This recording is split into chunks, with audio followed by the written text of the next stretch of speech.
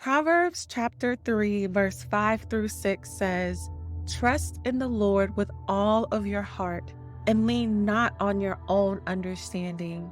In all your ways submit to him, and he will make your paths straight." If I'm being told to trust in the Lord with all my heart, that means it's possible to give God half of my heart.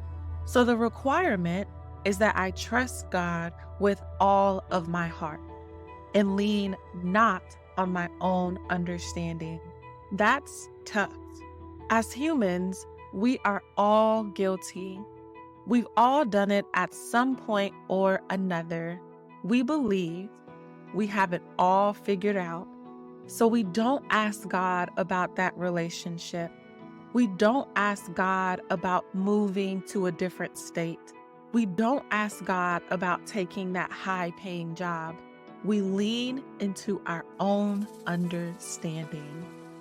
But our understanding is flawed. It's flawed because we do not see the full picture. We do not have the full view that God has. The rest of the Bible verse says, "In all your ways submit to him, and he will make your paths straight." That's interesting. There's more than one path. There's a path for business, a path for marriage, a path for personal development and growth. There are several paths, which makes sense. We lead multifaceted lives. So this verse lets me know that if I do not submit to God, I can expect to be on crooked paths. Paths that God has not yet straightened out. Paths that he must make straight. I want to get into some definitions for a brief moment. The opposite of straight is crooked. Well, what is crooked? The word crooked means bent or twisted out of shape.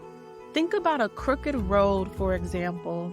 A crooked road has a lot of extra twists and turns and is consistently changing direction, whereas the word straight means moving uniformly in one direction. Think about a car driving on a straight path. There could very well be potholes on that straight road. There could be a deer crossing on that straight path. There are still obstacles to overcome on a straight path. The point is, you are headed in one direction.